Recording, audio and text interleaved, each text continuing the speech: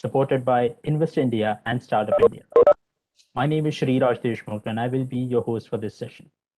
We would like to thank our session partner, Refinitiv, Gold partner, Reacta, Bronze partner, Onfido, and Knowledge partner, EY. We are now moving on to our next session on new fraud trends and cybercrime threats. I would like to introduce you to the moderator of this session, Karnika Seth, founding partner, CyberLawyer, and author of Seth Associates. Next, I would like to welcome the panelists, Mr. Deval Sheth, Managing Director, Asia Pacific, Utimaco, Mr. Vice President, Consulting, Asia Pacific, TTC, Mr. Monish Salot, co-founder at Think360.ai, and Mr. Serge Boone, Technical Director, APJ, co-founder, Reacta. We welcome all of you. I would request all the delegates to keep posting their questions in the chat box, and the panel will address a selected few at the end of the session. Over to you, Dr. Karnika. Thank you so much. I guess the topic today is very interesting for this panel. It's cyber crimes and cyber threats, the emerging cyber crimes and emerging cyber threats. And we are definitely in the midst of very challenging and unprecedented times where the criminals specifically have, taken over cyberspace in such a way that whether it's dark web or, it's technologies like deepfakes or fake news or, issues and trends have emerged, especially during the last COVID and the lockdown times. So how is the entire landscape globally being affected? What are the top trends we hope to cover today, the top cybercrime trends, and the issues like, cyber crimes like ransomware or malware attacks or social engineering attacks, the phishing attacks, and, so on and so forth. You'll be curious to know from our panelists today, what are these emerging trends and how they're impacting the industry? Is the industry ready? Is the technology security regime robust enough? And are our law enforcement regimes really geared to deal with these challenges? So today, when we talk about cyber crimes, the dimensions have completely changed. The dynamism has completely changed. And if we look at the statistics in India itself, the last, COVID times, 86% is the rise of cyber crimes. And if you see the kind of, trends in globally, even the Interpol has reported, there have been, just in a quarter of Jan to April, this is 2020, I'm talking about, 9 lakh spams and more than 48,000 malicious URLs were reported in that quarter itself. So you can imagine the kind of issues which have emerged, specifically data thefts. And the current forecast, if you look at the 2025 forecast, more than 10.5 trillion USD loss is what is expected. So mind you, this is something that we are dealing with. And whether it's phishing or it's ransomware or it's data harvesting malwares or malicious domains, fake links, misinformation, or deepfakes, use of AI-powered weapons in the cyber warfare, or 5G, attacks, which are IoT-based attacks or cloud jacking. Many kinds of cyber crimes have emerged during this period. Let me just very briefly tell you about cyber warfare. When we talk about weapons, supersonic weapons, AI-enabled weapons are the order of the day, whether it's, countries like Russia or China, or, I would say N number of countries have been reported in the news to have used these, deployed these kind of weaponry, and remote sensing, AI-based technologies being deployed, and also data poisoning, machine learning attacks during use of, or while using the data poisoning techniques, and targeted attacks. So that is something which is emerging trend in the cyber warfare domain, whether it's Stuxnet or it's, the earlier Estonia attacks. Today, the changing dimensions are going to really be something which we have as mankind not even thought of. So that's something we will be talking about. In India itself, there were reports of transport sector being attacked. Certain reported this, and as a part of cyber warfare, the law also provides, certain sections. Section 66F, specifically if there is a use of terrorism or other kinds of jeopardizing the critical infrastructure of a country, which is information security, where power grids are being using the IT-based systems, remote systems. If those are jeopardized, the punishments go up to life imprisonment. So that's something the law also provides for, but is the enforcement very smooth? That is going to be the talk of the day also during our discussion. But let me just move on to ransomware. Many kinds of malicious attacks using phishing, wishing, or smishing are the order of the day, using SMSs, voice over IP, or attachments which are malicious. And whether it is locker ransomware or crypto ransomware, whether it only encrypts the entire hard disk or it only encrypts the system, is what is being seen in the industry. Locky or WannaCry, few of the examples, but there's Petya, which encrypted the entire hard disk out. And many kinds of ransomware have floated and affected huge industries today. Then we see data thefts. Data thefts have risen phenomenally. In India itself, we've seen more than 2 million USD loss in the last 1 or 2 years. And if we see data theft, the whole way it works, PDP is still in the pipeline, the personal data protection bill. So the legal regime is also facing a turmoil. And we see that every day in the papers today. The new rules of IT are into play. The digital media rules are coming into play. And the various, whether it's social media or other industries, they are being affected and they need to comply. So those are the challenges we are facing today in the industry. Air India attacked loss of, lot of customers' data, whether it's Domino's or Unacademy, Big Basket, or Just Dial. Crores, 10 crores or more people affected, their data is affected, and it's something as a challenge, posing as a challenge for every single industry today, because everything is automized, everything is digitized in today's world. And when it comes to payment app frauds, whether it is any app which is being used today, those are interesting issues. For example, if there is a remote desk-based attack, many times there are modus operandi is the criminal will send a link, ask the OTP, also directly to the customer. First, he'll take in the customer to a phishing link.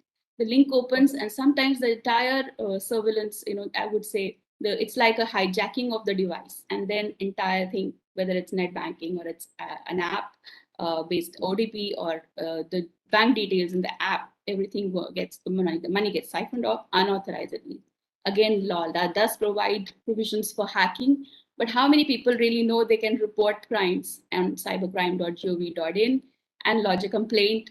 How many people really have the awareness to approach the law enforcement, have the electronic evidence saved, and then go for redressal? They don't know there's compensation available. They don't know about banking ombudsman and the the nodal officers which are there in every bank.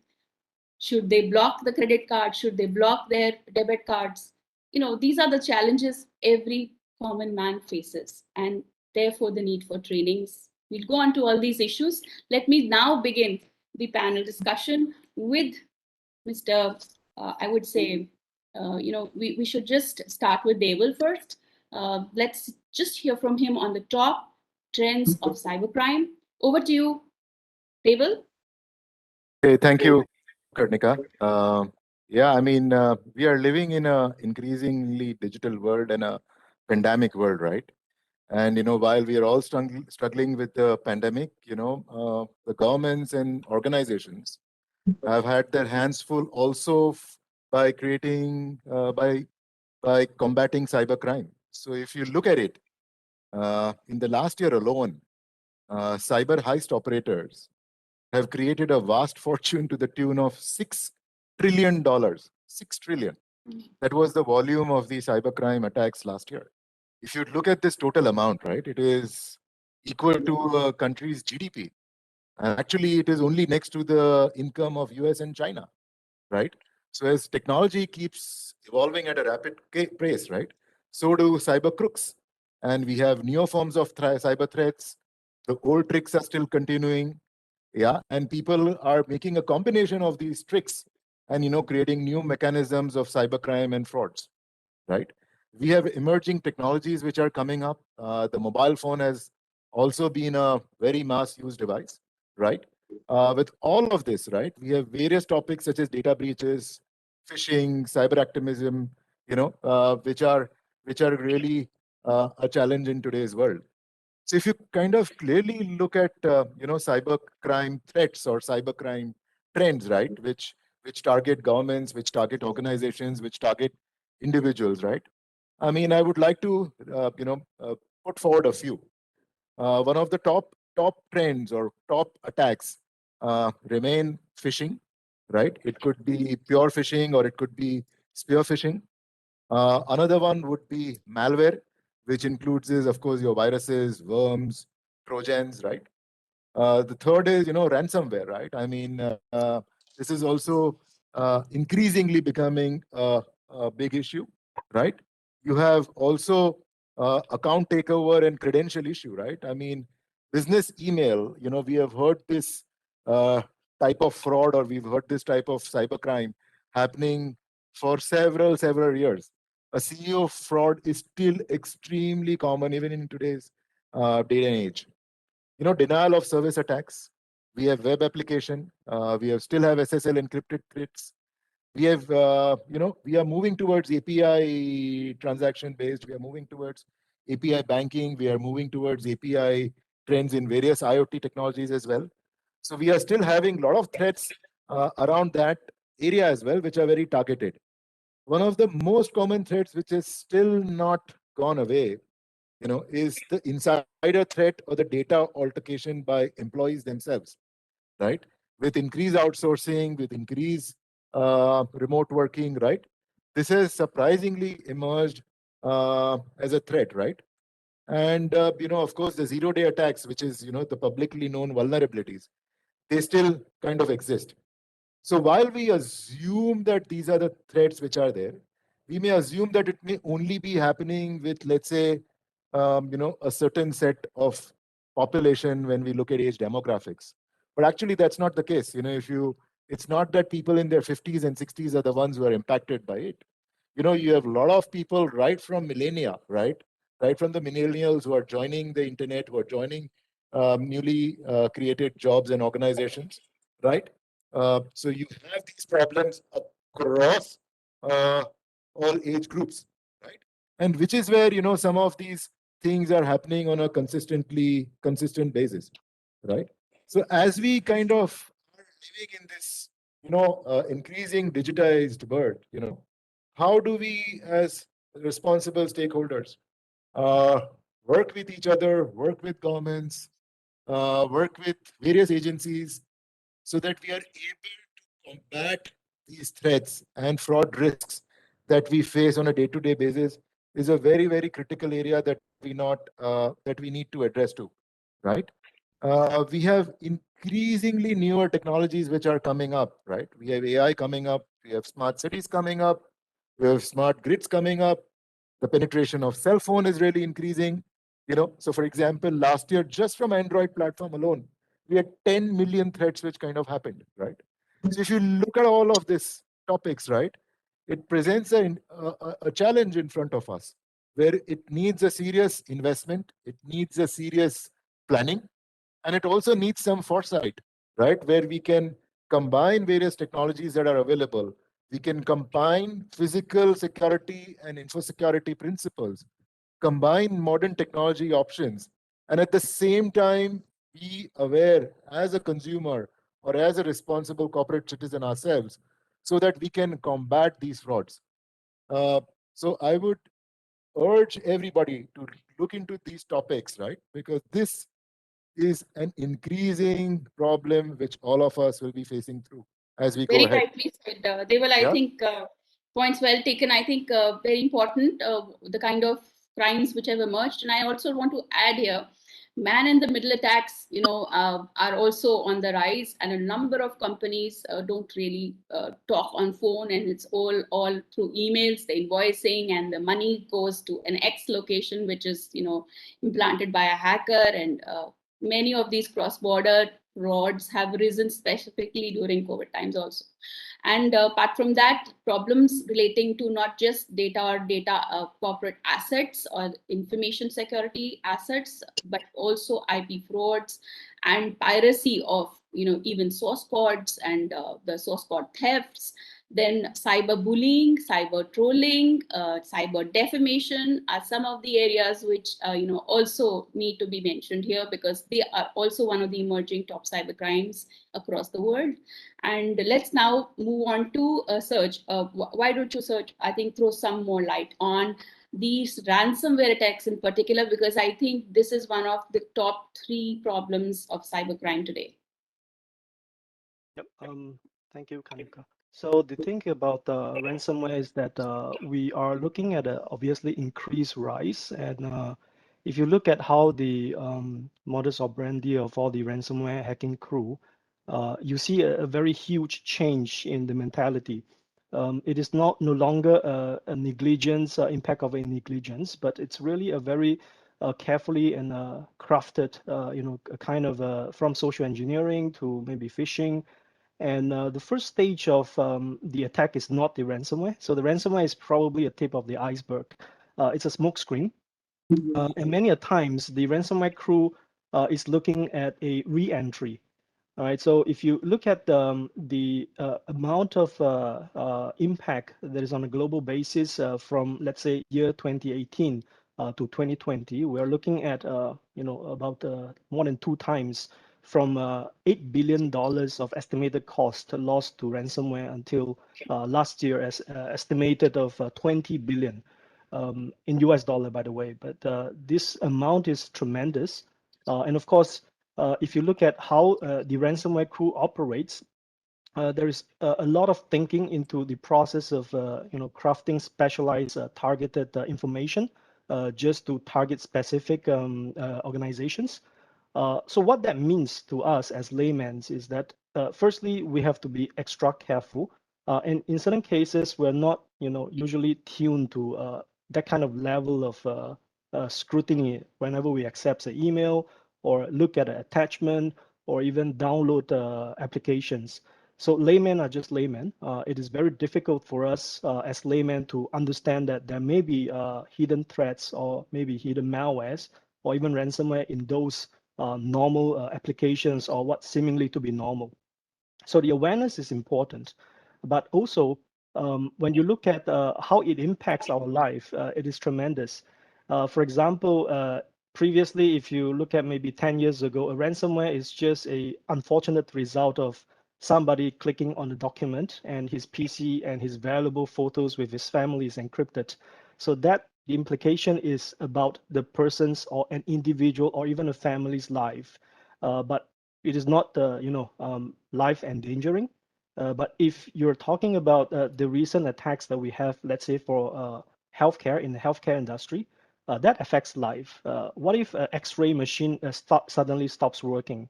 What if the patient's records get lost? Who are they, getting this remediation from? The only one that can give them the decryption key is, the ransomware crew. So there's always this debate of, if my data is encrypted, should I pay for it? Of course, from a law enforcement agency's perspective, you should not, fund the ransomware crews and attack groups. But from the customer's perspective, there is always this dilemma. If my patient's healthcare record is encrypted and I can not get, this data decrypted, that means lives may be lost, diagnosis may be delayed, or even, pre-existing conditions may be worsened. And also on critical infrastructure, if the critical infrastructure has been crippled based on the ransomware attack, the consumer lives will be impacted as well. And more than that is the confidence level of the citizen, every single citizen, on the stability of the security of the country. So that have a lot of implications. From 10 years before until now, we see more and more implications of ransomware attack. So looking at the cost is one thing, but we also want to look at, from a more holistic view, is what are the implications of this attack and the results of it. There is no easy answer and a silver bullet for it. But I think as we work progressively to handle the ransomware threats, the consideration is also to help our layman fellows and friends to be able to get more and more aware of such a threat and where to look for help if unfortunately they are a victim of such threats. Very rightly put. So this is awareness and training. The common man of how he needs to be well equipped in terms of information and prevent frauds like these. I think it's a point where well appreciated here, because we are talking about social engineering attacks next, because social engineering is majority of crimes which have arisen specifically by use of malware are due to social engineering, whether it is social media based implanted at email attachments having malware, or it's social media based criminals or fake accounts where they try to attack gullible people, or if it's trojans or viruses sent through phishing fake websites, banking frauds because of that, or any kind of OTP hijacking or financial data taken by the criminals by duping the innocent individuals. Now we come on to directly we'll be talking about malware attacks, and Ashish, may I request you to just talk about this in detail? Yeah, thanks very much, Karnika. And I think the fellow panelists have really covered the ground quite well in terms of the trends. And I think Serge talked about the ransomware threats, which is so pertinent in today's context, right? You keep hearing these kind of things. I think malware is something, in any case, if I step back and I talk about ransomware, ransomware is in any case one type of a malware, right? It's a malicious software. Historically, ransomware used to be, okay, the ransomware would enter the, a particular system and just encrypt the data. Nowadays, the modus operandi has changed. The criminals would like to have a double hook on the victims. What they would do is they would not only encrypt the data, but before encrypting the data, they would exfiltrate the data so that they can actually do cyber extortion from two ways, right? One is that not letting you get access to your data. And second is actually coming back to you and say, if you do not pay up, this data would be disclosed widely in public or dark web forums, or, in any case, this so-called conducive environment that is created because of the anonymity in the cryptocurrency side, which is Monero coins as an example. Bitcoin is not a great example for anonymity, but Monero coin is. And you look at dark web as a fertile ground for criminals to operate with anonymity again. There is a reason why this industry, this bad industry is flourishing. And this bad money is being created. So coming to malware, I think one of the things that we do observe, and we do a lot of cyber investigations at Entity, we actually published this report called Global Threat Intelligence Report. Through that report, we observed that the malware is really kind of changing. We do see different type of malware, whether it could be cryptocurrency miners, it could be Trojans, it could be command and control malware, where not only the nefarious activities are carried out for once, but actually the cyber criminals would like to contain and persist access to the customer environments or victim environments so that they can actually be there for either for monetary gains, which is financial motives, or it could be for more stealthier motives like espionage, or that even could lead to sabotage at times from an operational technology perspective, which is often forgotten thing. People think about, it's a air-gapped environment. I don't need to worry about my industrial control system, but that notion is gone for a long time already, right? So if you talk about malware, I think one of the things that we also observe is malware is really changing. So just having the technology tools to detect signature-based technology kind of detection for malware detection doesn't really work. I think a lot of you have talked about challenges that the victims face, the organizations face, the customers face. I would like to actually touch quickly upon some solutions, especially with respect to malware. Obviously you need to have identification of your assets. You have to put preventive control in place. But extremely important today is having that mindset of assumed breach, or having that mindset of zero trust as well, right? Where you need to have very strong detection and response controls built into not only your endpoints, but in your cloud assets, also your network assets from a visibility perspective to detect these threats quickly and then respond to them effectively. So from a malware, prevention perspective or response perspective, we work with a lot of customers to not only detect these kind of bad activities in their network from an anomaly detection standpoint, right? Because signature-based technology may not really help. By design, the bad guys would want to modulate or mutate in today's term, right? Mutation is a very common word in COVID-19 parlance. So this mutation happens by design so that the malware may not be detected. And hence, extended detection and response and technologies like that can really help.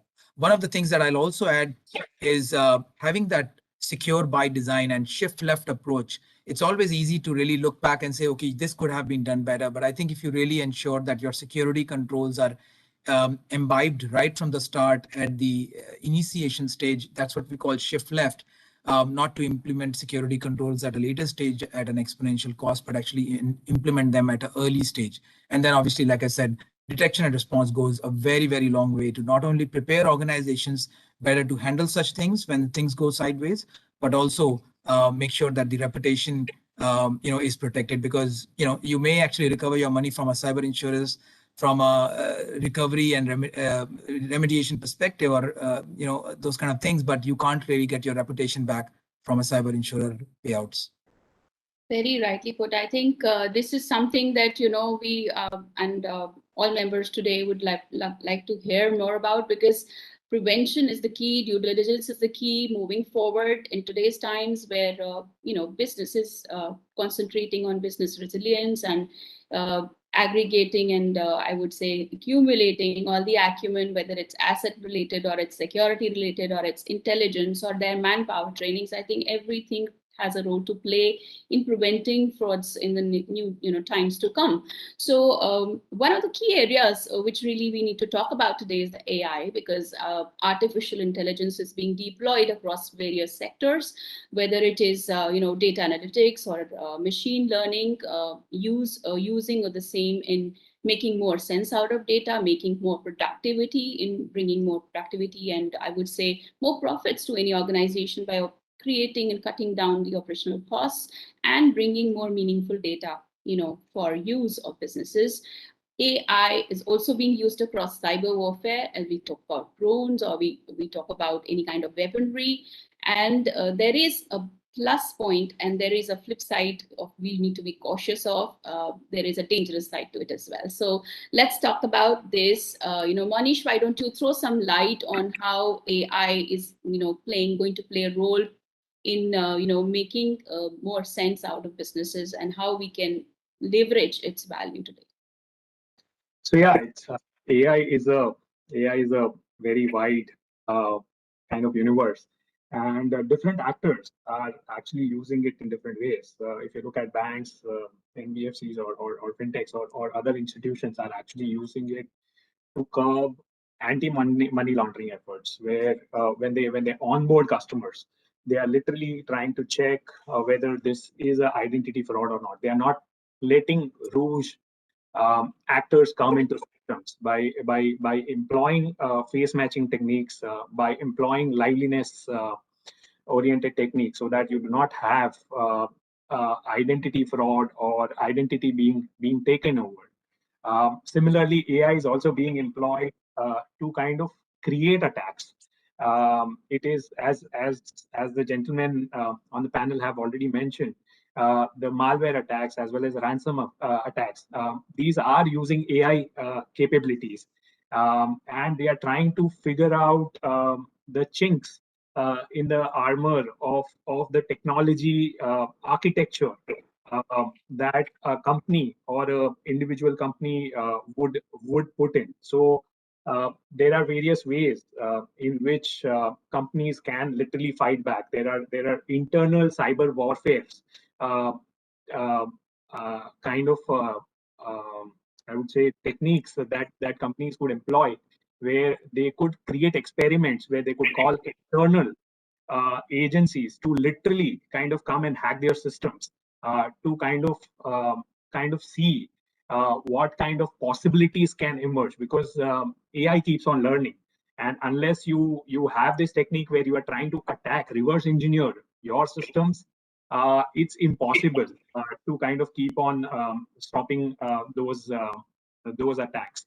So while AI and all the systems are kind of evolving, and they are being used in different schemes, I would like to just briefly talk about a case study that happened, which impacts the entire which impacts the entire conversation, like the Chinese lending app scam that happened. There were that it impacted the entire ecosystem, right? There were different actors, your regulators, from RBI perspective, your Google, your payment networks, that happened, and finally the consumers. So the cybercrime, when it happens, and when it happens at such a large scale, there are learnings for all the actors. Um, they're learning for all the actors, for them to kind of prepare themselves. How could these actors get access to the payment ecosystem of India, and kind of launder so much money? Finally, all that money is apparently now being laundered through crypto assets and going out of the country. So these are the pertinent things that need to be looked upon. While AI can fight on things that you can anticipate and forecast, but there is a larger conversation that also need to be had in terms of your payment infrastructure, your regulations, your laws. How do they allow these rules actors to come in and play with your formal organizations? I think that's interesting to know, Monish. There's huge dimensions to AI and how we can actually make full use of this technology, and it's there to stay. Definitely, it's there to grow, and it's being deployed across various sectors, whether it's cybersecurity or it's anything else. We all have immense value to be derived from there. So moving on to very interesting question. Generally, in such panel discussions is the UPI frauds.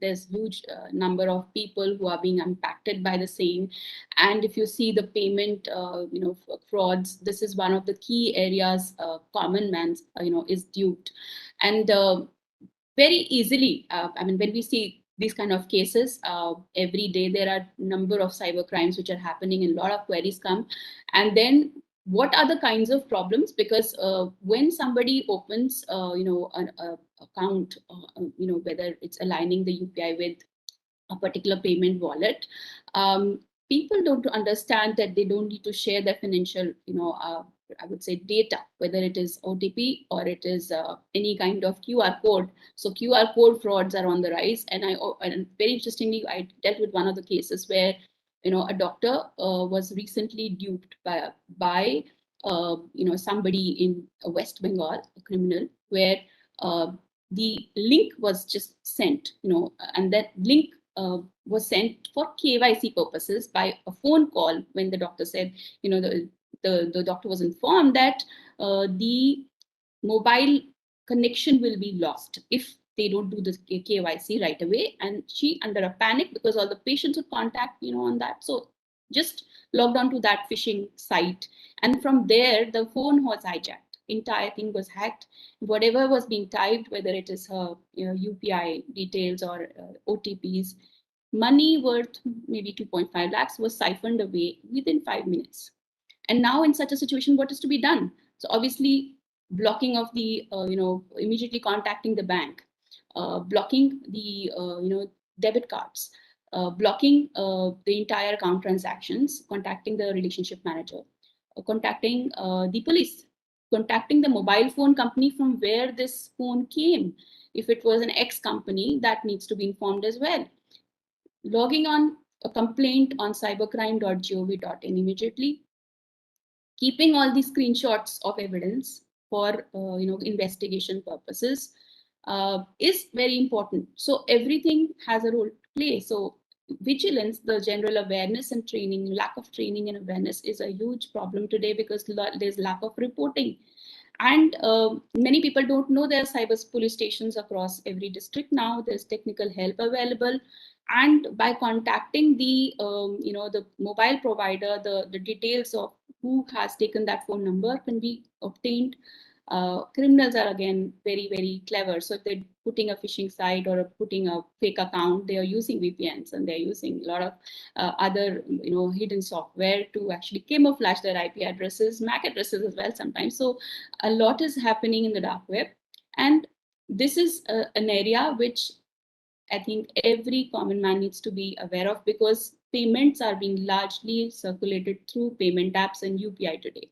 So whether it's a small amount or sending money to a village, or by a driver or by a worker, somebody, everything. So whether it's a small amount or a big amount, these transactions are happening through the UPI and through the payment apps.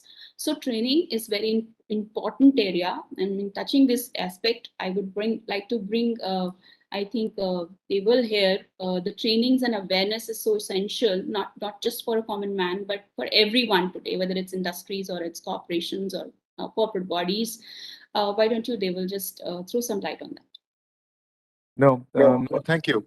I think training and consumer awareness is very, very important. But there is also one fundamental change which needs to come from financial organizations too. Financial organizations need to, somehow treat fraud separately, and somehow they treat financial crime separately. I mean, somewhere this needs to converge, right? Because every bank, every fintech, every association has this write-off amount where they usually treat a financial crime as well. I think time has come to move out of that write-off amount and have these two converging, right? I think this is extremely important. I think with the new data privacy, at least if I'm talking from an India perspective, right? With the new data privacy bill, which is also going to be enacted, right?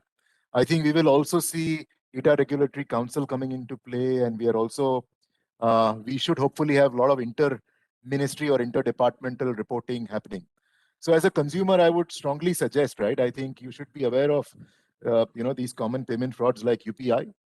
Don't do things like clicking on a suspicious SMS, or clicking on or mirroring your UPI on a TV or large screen like that, right? I mean, UPI app, because these are some of the common mistakes that a lot of consumers do. But at the same time, as we speak at IMAI, we are also kind of converging, with the new, we are a lot of us fellow members, organization, participants, right? We are forming a self-regulatory and a self-governance council, right? And we are at the same time, we will set up a trust core, right? Which each and every organization will have to have, as in how we evolve in this journey of financial security and, cyber security, right? So as we speak, we have a RegTech council, a RegTech committee, right? Wherein we would be taking across best practices from the industry, from a regulatory perspective. We'll be asking members to adopt these modern technologies, to also start reporting them, right? Because reporting also becomes very important. Like a lot of my fellow panelists have shared, reporting becomes important. And then finally, we would want to collaborate with the various stakeholders. It could be the RBI, it could be the DOT, it could be, the Ministry of IT, or it could be the Data Regulatory Council in the future, right? Wherein we are able to come up with a standard, safe set of practices and policies and must-haves that every organization should have. Because, last year, if you look at the data points alone, almost 75% of the attacks in Asia Pacific were successful, right? So we as a group spend a lot on digitization.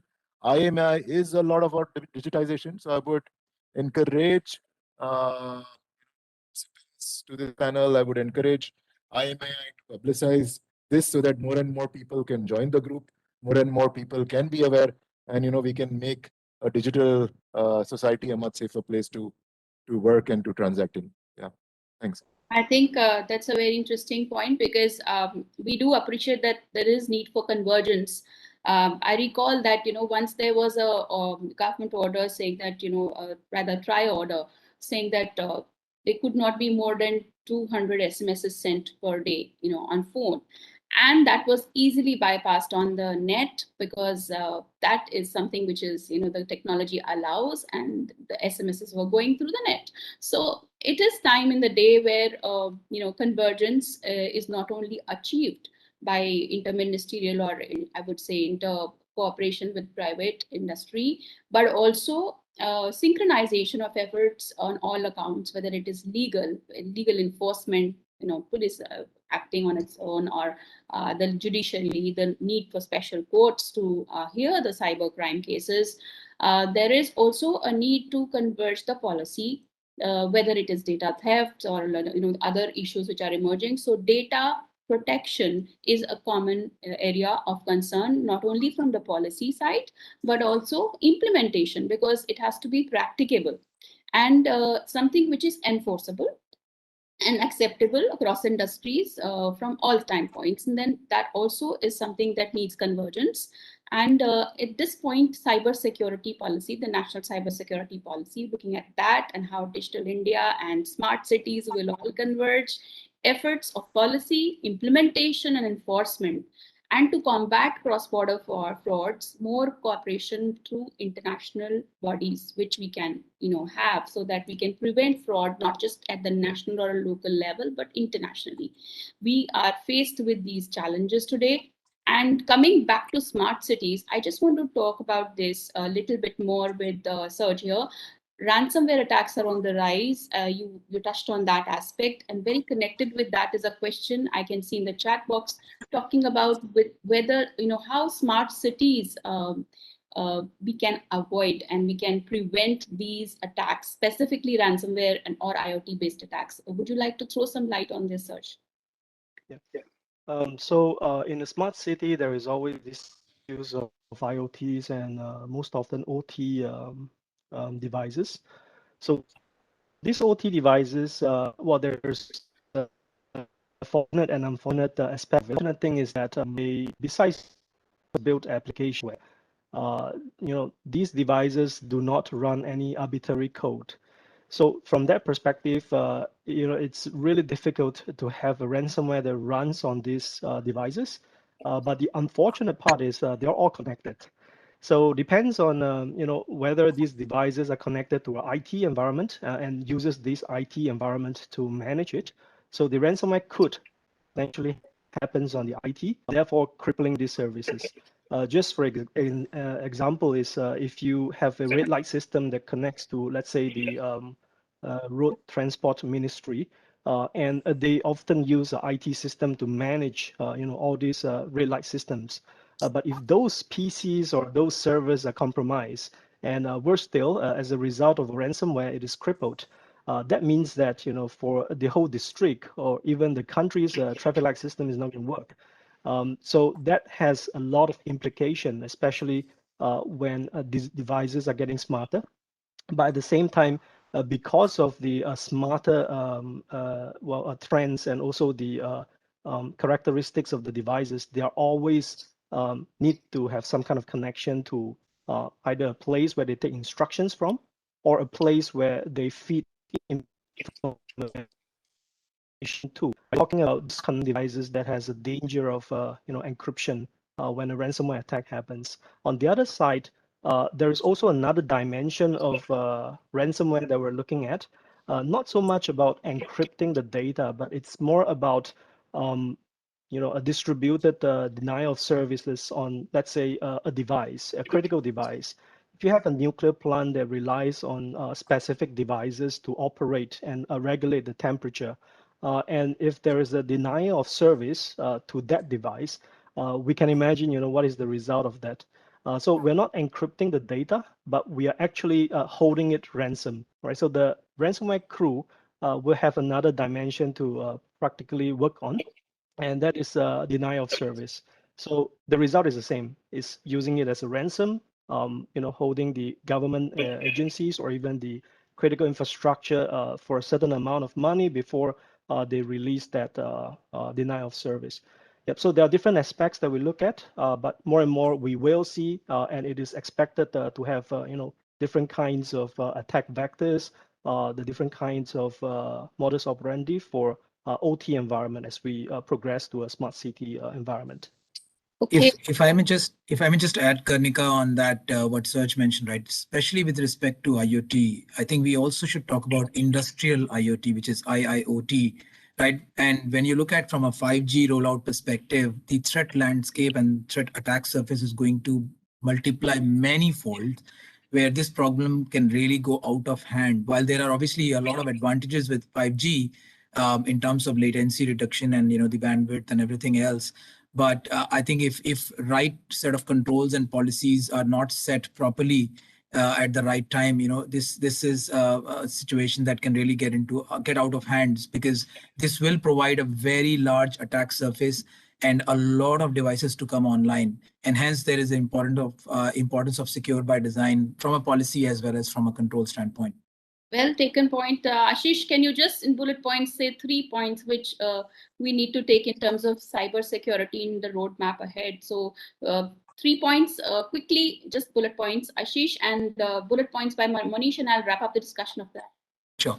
So I think if I am given 3 bullet points, I would just say that first of all, the organizations and the government functions need to really understand what their assets are. This is at times a very boring topic, but I can tell you, having done a lot of investigations, this is extremely critical topic to know what you have and what is the criticality of that information. That's one. Second topic I would say is very important for you to have right level of visibility, understanding what your organization does, how the traffic flows are, how the data flows from one thing to another, how your third parties connect to your system, so that you can have good level of visibility, and basis that visibility, you can then identify anomalies from a detection standpoint. And last but not the least, I definitely would recommend organizations to invest heavily on building response capabilities, because obviously it's not a question of if, it's a question of when. And it is critically important that organizations prepare themselves rather than feel sorry when things go wrong. 30 seconds, Monish. Yeah, I think Ashish has added a lot of it. I think there is something if I would want to add. I would like to add that actors that come in, like right now we have big tech like Google, etc., kind of asking us to do a lot of stuff, where players like Dream11 are not allowed to host themselves while they are regulated, and other root players are allowed. So these big techs, which are a big distribution channel, they also need to be kind of taken into account into our thought process because it impacts the consumers as a whole. Okay, very interesting. I think this discussion has been very, very interesting for all the members here, and we as panelists have really enjoyed the whole session. But I'd like to just conclude by saying that what I gather from here is that cybersecurity is a need of the hour, or we need to overhaul our budgets. We need to overhaul, I would say, what we have in terms of blueprint, not only in terms of the framework, which we all currently hold in terms of policy within organizations, but also revamp the deployment of tools and technologies and the trainings and manpower. So that's something which, as any organization in today's world, which is here to stay and grow, needs to do. And as a nation and as globally, what we need to do is bring in more think tanks, bring in more policy dialogue, look at policy not just from the point of view of the ink and paper mode, but see whether how implementable it is, whether how feasible it is, and understand the technical way in which organizations across the world work, whether it is social media networks or anything else, any kind of IT-based industry or organization, need to understand how they work to apply the law also. It has to have a two-way process. And not only that, I think the enforcement regimes need to align themselves, because we cannot have 3 compartments. It has to be, any kind of policy needs an implementation framework, it needs an enforcement framework, then only holistically multi-stakeholder approach can make any sense. So thank you all the panelists. I think we have touched on every area which really needed to be highlighted here. It's been a pleasure. Thank you all the viewers, and we hope to connect again very soon. Thank you. Thank you. So thank you so much, everyone, for an engaging discussion. And a special thanks to all our panelists and our moderator for being here with us today and making this possible. Another thanks goes out to all the attendees who are here with us today. Thank you so much, everyone. We'll be back in a while with the next session. Stay tuned. Thank you.